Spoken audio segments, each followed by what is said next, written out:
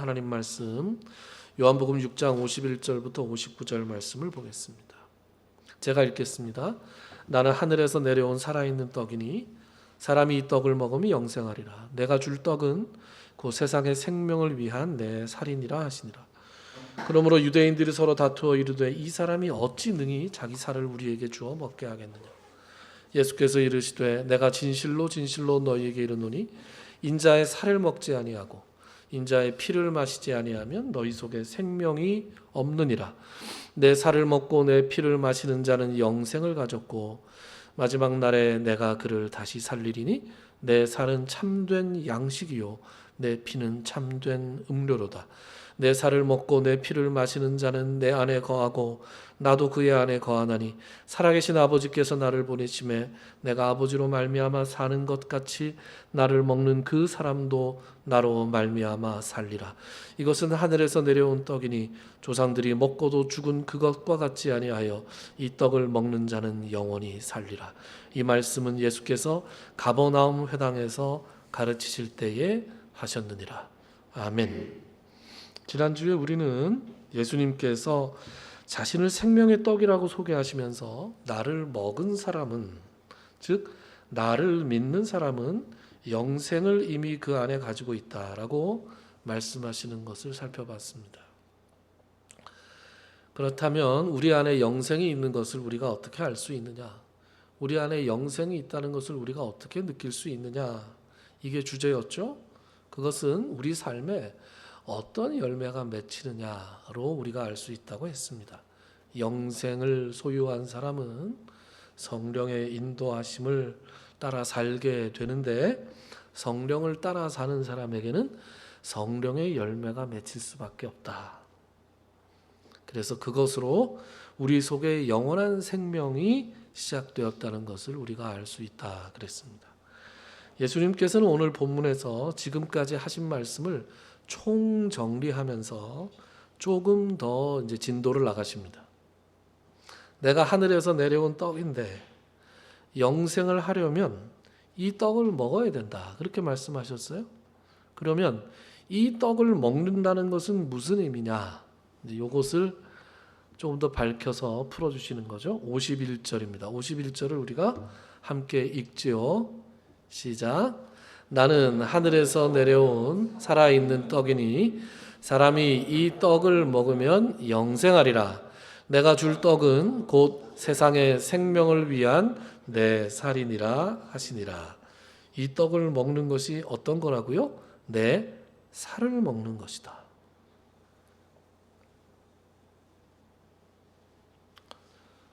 오늘을 살아가는 우리는 이 말씀이 어떤 의미인지 알죠. 그래서 어떤 이상함도 느끼지 못합니다.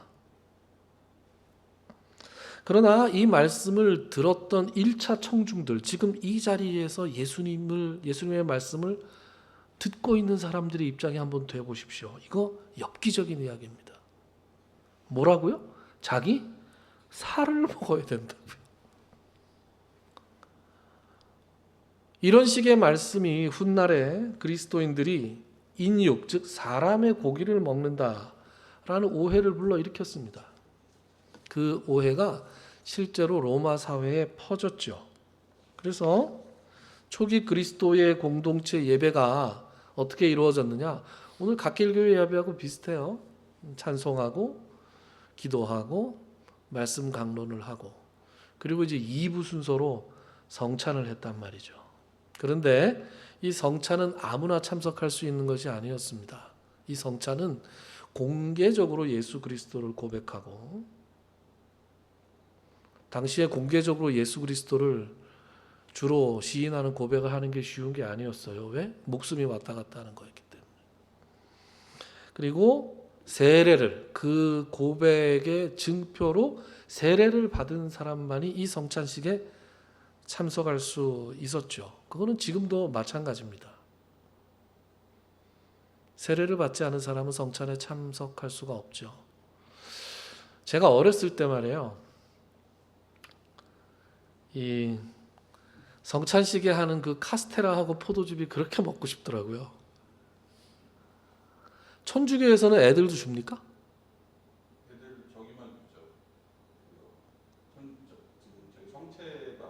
예, 포도주는 안 주고요. 그것도 왜 그래요? 희한하네. 그것도. 그렇군요. 성체만 주는군요. 네. 하여튼 옛날에 개신교회 요새는 좀 바뀐 데도 있는데 옛날에 개신교에서 카스테라를 많이 썼어요. 그렇죠? 카스테라를 이렇게 사각형으로 잘라서 그게 그렇게 먹고 싶은 거예요. 침이 꼴딱꼴딱 넘어가는데 옆에 있는 이제 아버님한테 제가 여쭤봤죠. 아빠 나 유아세례 받았는데 이거 먹으면 안 되냐? 그랬더니 아버지가 빙긋이 웃기만 하면서 안 돼. 그렇게 얘기했어요. 왜? 그러면 이유는 설명을 안 해주시고 그냥 웃기만 하셨어요. 본인도 모르시는 거 아니었나? 그런 의심을 지금 강력하게 해보긴 하는데 어쨌든 저희 아버님이 참 너그러운 분이거든요. 너그럽고 사람 좋고 뭐 자식들한테 한 번 회초리 같은 것도 안 들고 그랬던 분인데 그건 그렇게 못 먹게 하셨어요. 이상했어요. 중학교 3학년 때 16살이 돼가지고 입교를 했습니다. 입교를 하고 나니까 그거 주더라고요. 야, 그거 얼마나 달달하던지. 달달했습니다. 그게 무슨 의미인지는 하나도 모르고 그냥 그거 달달한 맛에 먹었습니다. 참 지금 생각해보면 얼마나 철이 없었는지. 어쨌거나 그때나 지금이나 성찬은 아무나 끼워주지 않았단 말이에요. 그러니까 그날 호기심이든 뭐든 처음 갔던 로마 사람들이 있었을 거 아니에요. 그러면 이제 같이 잘 있다가 성찬식 한다고 자기들만 가는 거예요. 들어오지 마시오. 자기들만 어딜 가요. 뭘 하는 걸까? 궁금했을 거 아닙니까? 그 중에서 생각이 나쁜 쪽으로 돌아가는 사람들은 사람 고기를 먹는다는 소문이 있던데 혹시 그죠? 그런 생각을 했을 거라고요. 그래서 그 사람들 중에서 그날만 예배에 나왔던 사람들이 어디 가서 이상한 소리를 하기 시작하겠죠. 뭘 하는지 모르겠는데 뭐 그렇다는 말도 있고 그죠? 그래서 이런저런 오해가 생겨났을 것이고 그런 오해가 혐오를 낳았을 것이고 그런 혐오가 박해로 이어지는 데는 그렇게 오랜 시간이 걸리지 않았습니다. 물론 그리스도인들이 인육을 먹는다라는 것 때문에 박해를 받았다고 얘기하는 것은 아니고요. 그렇진 않지만 그것으로 인해서 혐오스러운 존재 취급을 받았다는 것은 분명한 사실인 것 같습니다. 다시 본문으로 돌아와서 내 살을 먹어야 된다. 이 말씀을 처음 들은 유대인들은 그러니까 충격을 받았을 것이다. 충격을 받았고 이 말씀을 다른 어떤 의미로 받아들일 여지가 없었습니다. 내 살을 먹어야 된다. 무슨 뜻으로 받아들였겠습니까? 그래서 그 말씀을 들은 청중들 사이에 아수라장이 벌어졌습니다. 그래서 52절 같이 한번 읽어볼까요? 시작. 그러므로 유대인들이 서로 다투어 이르되 이 사람이 어찌 능히 자기 살을 우리에게 주어 먹게 하겠느냐. 그러니까 그 말을 듣고 그 말을 그대로 들은 거예요. 무슨 다르게 해석할 여지가 없었습니다. 살을 준다고?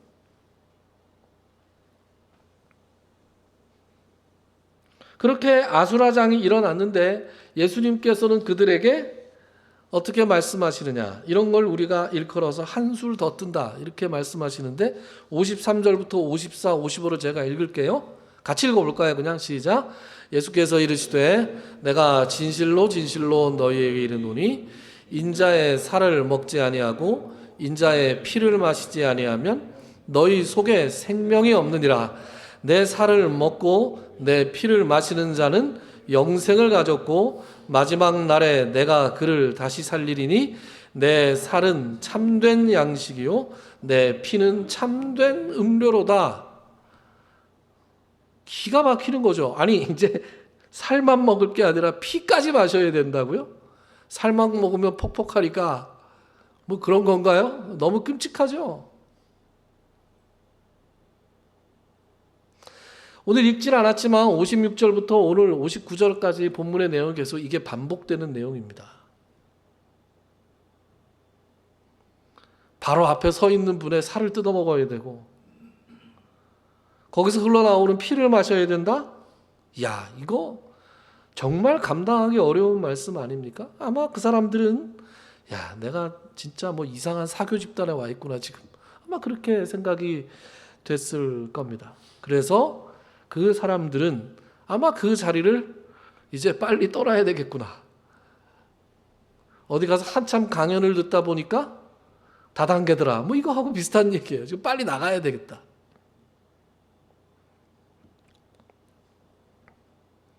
그리고 그 자리를 떠나고 싶었던 그 말씀은 현실이 됐습니다. 오늘 본문은 아니지만 6장 66절에 보면 이런 말씀이 나와요. 그때부터 그의 제자 중에서 많은 사람이 떠나가고 다시 그와 함께 다니지 아니하리라. 실제로 많이 떠났습니다. 이 떠난 사람들 중에는 예수님께서 부활하신 이후에 다시 그리스도인으로 거듭난 사람도 있었을 것이고 다시는 예수를 믿는 자리로 돌아오지 않은 사람들도 있었을 것입니다. 다시 돌아오지 않은 그 사람들은 훗날 인육을 먹는다더라 라는 그 괴소문의 진원지가 되었을 가능성도 있다고 봐야 될 것입니다. 내 살을 먹고 내 피를 마셔야 한다라는 이 말씀의 진정한 뜻이 무엇인지 우리는 사실 다 알고 있습니다. 그렇지만 다시 한번 확인을 해보죠. 요한복음을 제외한 공관복음, 마태복음, 마가복음, 누가복음 이 세 복음서에는 이 말씀의 의미를 예수님께서 시원하게 알려주시는, 가르쳐주시는 그런 말씀이 반복해서 나옵니다. 오늘은 누가복음을 한번 볼게요. 누가복음 22장 제가 읽겠습니다. 눈으로 한번 잘 쫓아오십시오. 때가 이르매 예수께서 사도들과 함께 앉으사 이르시되 내가 고난을 받기 전에 너희와 함께 이 유월절 먹기를 원하였노라. 내가 너희에게 이르노니 이 유월절이 하나님의 나라에서 이루기까지 다시 먹지 아니하리라 하시고 이에 잔을 받으사 감사기도 하시고 이르시되 이것을 갖다가 너희끼리 나누라. 내가 너희에게 이르노니 내가 이제부터 하나님의 나라가 임할 때까지 포도나무에서 난 것을 다시 마시지 아니하리라 하시고 또 떡을 가져 감사기도 하시고 떼어 그들에게 주시며 이르시되 이것은 너희를 위하여 주는 내 몸이라 너희가 이를 행하여 나를 기념하라 하시고 저녁 먹은 후에 잔도 그와 같이 하여 이르시되 이 잔은 내 피로 세우는 새 언약이니 곧 너희를 위하여 붓는 것이라. 아멘. 이른바 최후의 만찬 이야기입니다.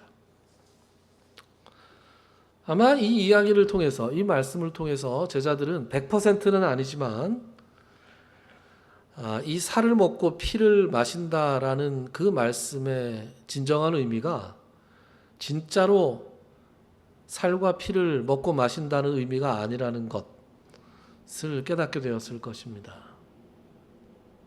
가슴을 쓸어내렸을지도 몰라요. 그렇죠?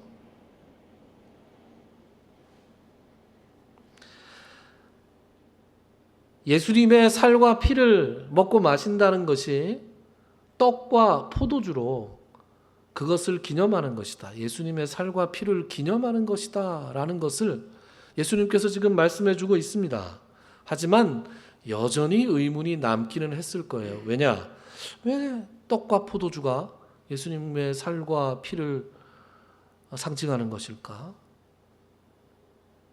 그것은 예수님께서 아직 십자가의 고난을 당하시지 않았기 때문에 제자들은 여전히 이 말씀이 정확하게 무엇인지 알 수가 없었습니다.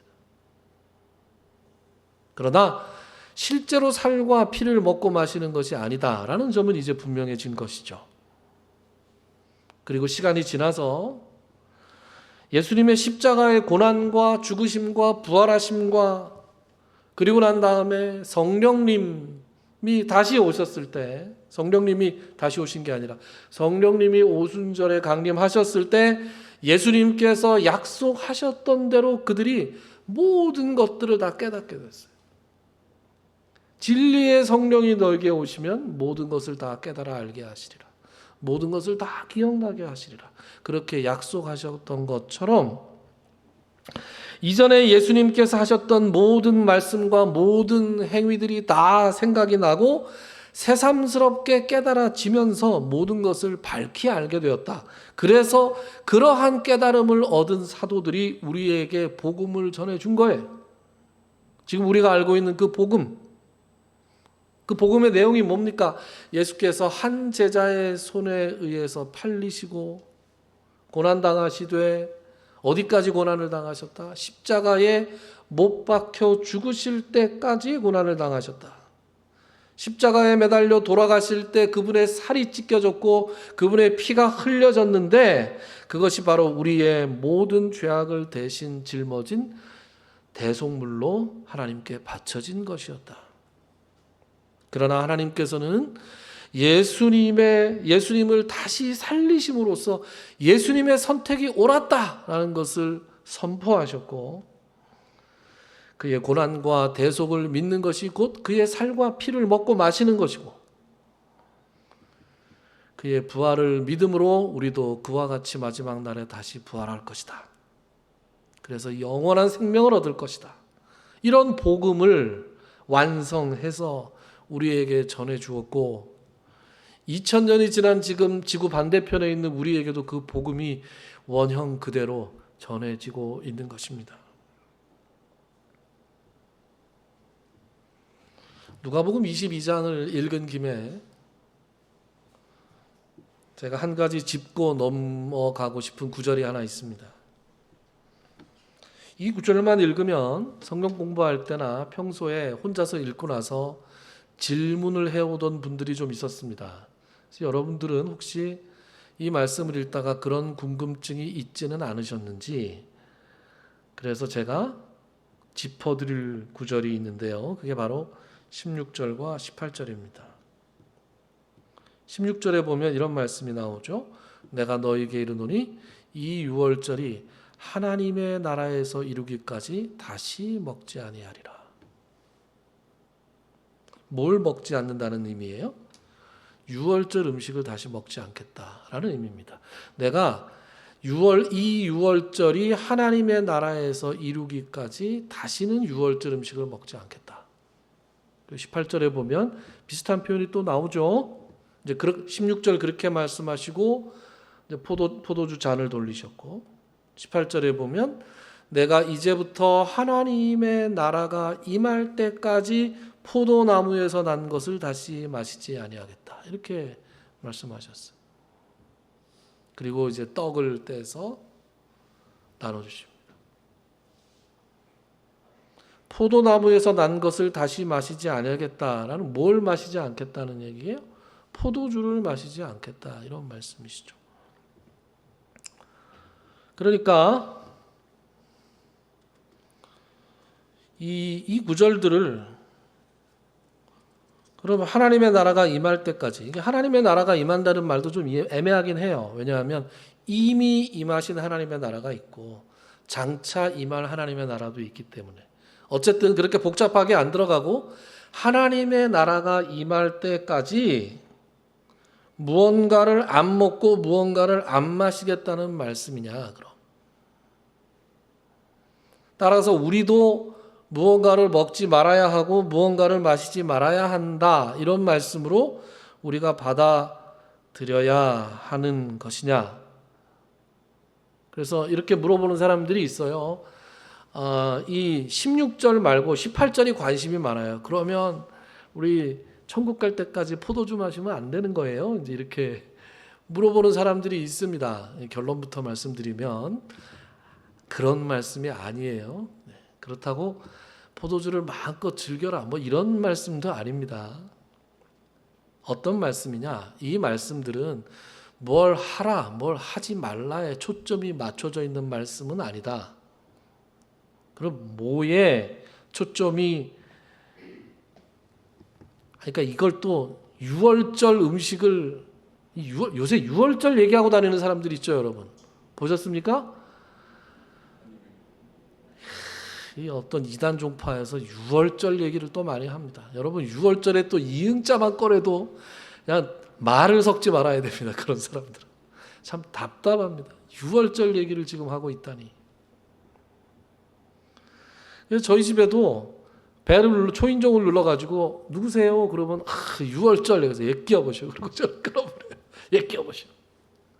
어디서 되지도 않는 유월절 얘기를. 근데 유월절 얘기를 하면 또 혹하는 분들이 있어요. 네. 유월절을 지키지 말라는 의미가 아니니까 유월절을 지키란 말이냐? 전혀 그런 말이 아니라고요. 지금 뭘 해라, 뭘 하지 마라 이런 의미가 아니고, 이 말씀은 당시의 사람들이 잘 쓰던 관용적인 표현입니다. 관용어구. 여러분 학교 다닐 때 영어에서 관용구 그러면 어떻게 하라는 거예요? 외워라 이런 거였죠. 외워라. 그냥 외워서 쓰는 말입니다. 이게 뭘 할 때 쓰는 관용적인 표현이냐? 맹세할 때, 서원할 때, 어떤 대단한 각오 같은 것을 표현할 때 쓰는 말이 바로 이 뭐뭐 내가 뭐뭐 할 때까지는 뭐뭐 하지 않겠다 이런 식의 표현을 쓰는 거예요. 그러니까 뭐뭐 할 때까지는 뭐뭐 하지 않겠다는 뭐의 강조점이 있는 거예요. 뭐 하지 않겠다가 아니라 뭘 반드시 하겠다 이런 의미가 되는 거라고요. 똑같은 구절이 구약에 굉장히 많이 나옵니다. 근데 여러분들에게 익숙한지 아닌지 모르겠지만 어쨌든 이 구절을 한번 살펴보죠. 창세기 24장입니다. 뭐야 이게 왜 나오지? 네, 창세기 24장 33절 말씀 같이 한번 읽어볼까요? 시작. 그 앞에 음식을 베푸니 그 사람이 이르되 내가 내 일을 진술하기 전에는 먹지 아니하겠나이다. 라반이 이르되 말하소서. 여러분 라반이 누굽니까? 야곱의 삼촌이죠. 네. 야곱의 어머니 리브가의 오빠입니다. 그러니까 이거는 지금 어떤 상황이냐면 아브라함이 자기의 종 엘리에셀을 시켜서 아들 이삭의 신부감을 구해와라 이렇게 명령을 내려서 그 앞에 음식을 베풀었다. 그 사람이 누구냐 하면 그 엘리에셀이에요. 그래서 리브가를 찾고 그래서 라반한테까지 가서 이제 이 자기가 어떻게 해서 여기까지 왔고 자기가 누구고 뭐 이런 얘기들을 지금 해야 되는 상황이에요. 그런데 나그네를 집으로 들였으니까 유목민들한테는 어떤 전통이 있어요? 나그네를 극진하게 대접하는 전통이 있었습니다. 그래서 라반이 누군진 모르지만 옷차림을 보호하고 자기 딸한테 이렇게 딸이 아니군요. 여동생한테 뭐 이렇게 막 뭘 주는 거 보니까 야, 보통 사람은 아니구나 싶어서 드렸어요. 극진하게 대접을 하려고 하는데 지금 엘리에셀이 뭐라 그러는 거예요? 이 형광펜으로 제가 표시해 놓은 거 뭐라 그래요? 내가 내 일을 진술하기 전에 내 일을 말하기 전에는 먹지 아니하겠습니다. 여러분 그러면 이게 안 먹겠다는 얘기입니까? 아니죠. 내가 반드시 이 일부터 제가 왜 왔는지 이 말부터 하고서야 먹겠습니다. 이런 얘기죠. 그리고 나서 음식에 손도 대지 않고 자기가 해야 될 일, 자기가 어떻게 왔는지를 쭉 설명을 합니다. 그러니까 이 말은 이런 거라고요. 시편에 보면 그러니까 지금 이 말씀하고 어떤 말씀이에요? 지금 예수님의 말씀. 이 구조가 똑같죠. 이 유월절이 하나님 나라에서 이루기까지 다시 먹지 아니할 것이다. 내가 이제부터 하나님의 나라가 임할 때까지 포도나무에서 난 것을 다시 마시지 아니하리라. 이 말씀의 구조는 그러니까 내가 하나님의 나라를 이루겠다. 이거에 강조점이 있는 거죠. 시편에 보면 이런 말씀이 나옵니다. 여호와여 다윗을 위하여 그의 모든 겸손을 기억하소서. 그가 여호와께 맹세하며 야곱의 전능자에게 서원하기를 내가 내 장막집에 들어가지 아니하며 내 침상에 오르지 아니하고 내 눈으로 잠들게 하지 아니하며 내 눈꺼풀로 졸게 하지 아니하기를 여호와의 처소 곧 야곱의 전능자의 성막을 발견하기까지 하리라 하였나이다. 지금 이 말씀은 어떤 말씀이냐? 다윗이 하나님께 성전을 지어드리고 싶은 거예요. 하나님께 성전을 지어드리고 싶은 그 마음이 너무 간절한 거예요. 그 마음을 지금 표현하고 있는 겁니다. 5절 보세요. 여호와의 처소 곧 야곱의 전능자의 성막을 발견하기까지라는 말은 내가 하나님의 성전을 지어드릴 때까지 3절 뭘 안 하겠다는 거예요? 내가 내 집에 들어가지도 않고 내 침대에 올라가지도 않고 4절 내 눈이 잠들지 않게 하고 내 눈꺼풀로 졸게 하지 아니할 것이다. 내가 집에도 안 들어가고 잠도 안 잘 것이다. 근데 실제로 집에도 안 들어가고 잠도 안 자겠다는 말입니까? 그렇지 않아요. 무슨 말입니까? 내가 하나님의 성전을 정말로 지어서 드리고 싶다. 그 간절함을 다윗이 내가 뭐뭐할 때까지는 뭐뭐하지 않겠다라는 이 관용적인 표현으로 나타내고 있는 것이죠. 그러니까 오늘 예수님의 말씀을 우리가 어떻게 해석해야 되느냐? 내가 하나님의 나라를 반드시 이루고야 말겠다. 이런 말씀을 하고 있는 거예요.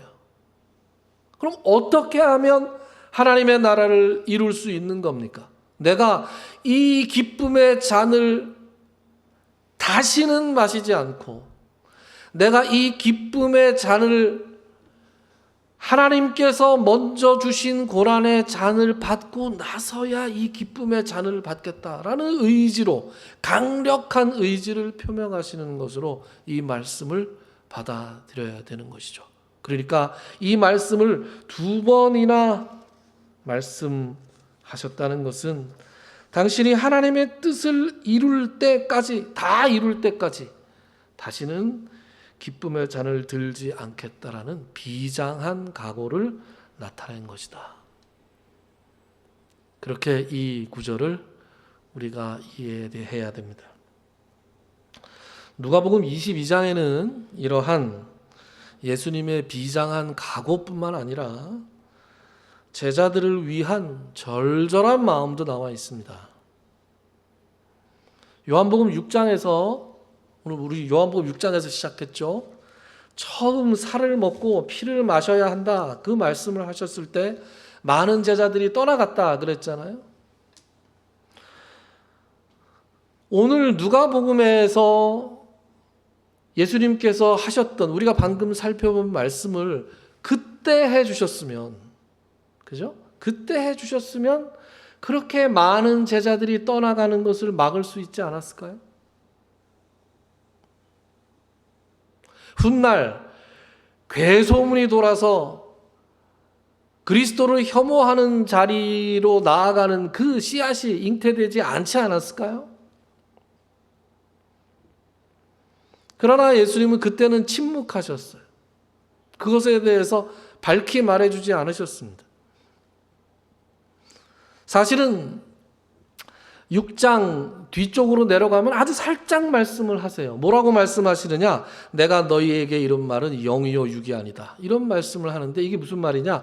내가 지금 너희들에게 한 말은 영적으로 해석을 해야 되는 말이지 육적으로 해석하면 안 되는 말이야. 이렇게 말씀을 해 주셨지만 그 이상은 말씀을 안 해 주셨단 말이에요. 그러니까 제자들이 이 말씀을 들어도 무슨 말인지 알기가 굉장히 어려웠을 것입니다. 그리고 많은 무리들에게 이 말씀을 했던 것도 아니고 12제자들에게만 하셨어요.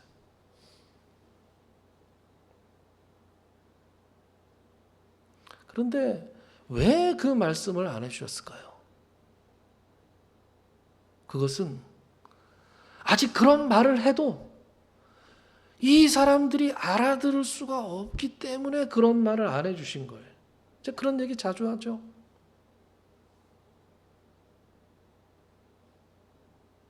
먼 길을 떠난 아빠가, 먼 길을 떠나야 되는 아빠가 어린 자식이 아빠 몇 밤 자면 돌아와 이렇게 물어봤을 때 뭐라고 대답해야 돼요?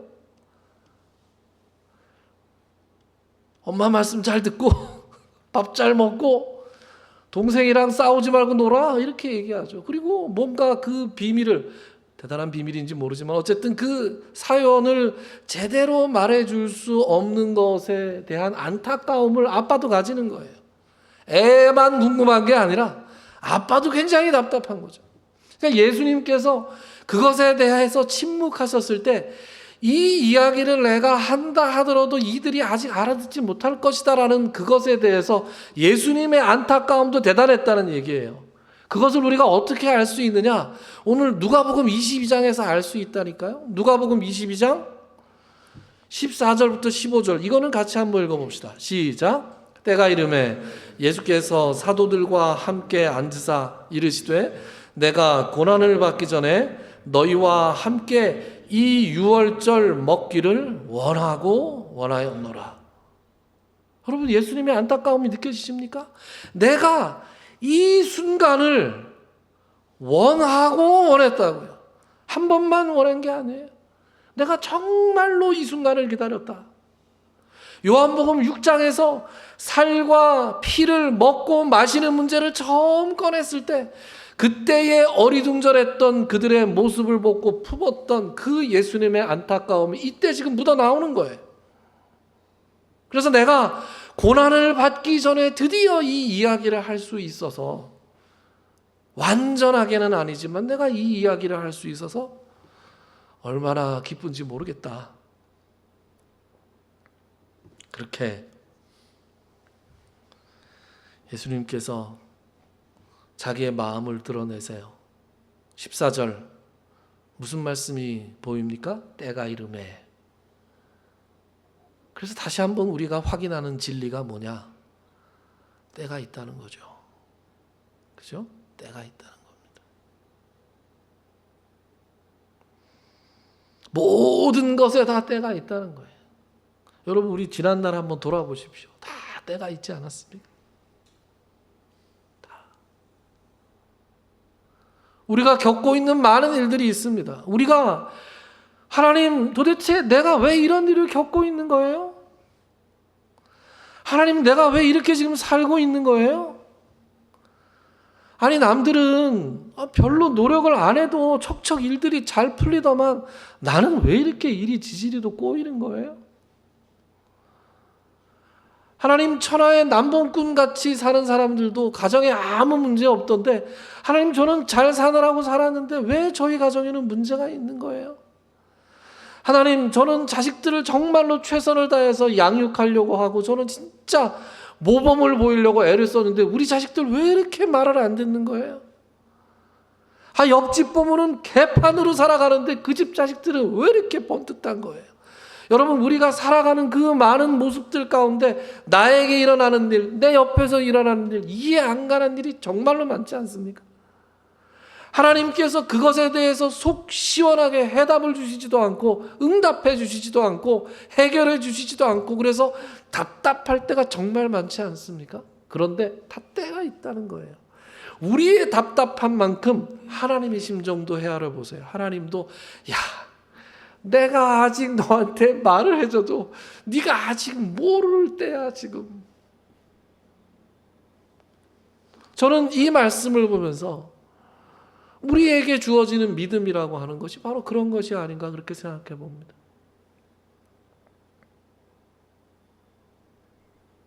그리고 언젠가는 그것에 대한 대답을 들을 날이 오겠죠.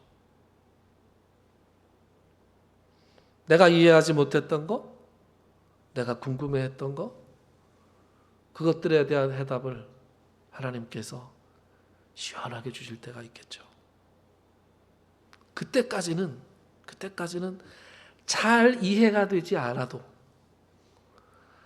하나님의 사랑과 하나님의 은혜와 하나님의 인격적인 모습을 믿고 사랑하고 따라가는 것. 여러분, 그게 믿음이 아닌가 그렇게 생각합니다. 그래서 다음 주에 살펴볼 걸 미리 좀 땡겨와서 살펴보고 오늘 말씀을 좀 마칠까 하는데요. 요한복음 6장 66절부터 69절까지 보면 이런 말씀이 나옵니다. 그때부터 그의 제자 중에서 많은 사람이 떠나가고 다시 그와 함께 다니지 아니하더라. 예수께서 12제자에게 이르시되 너희도 가라느냐.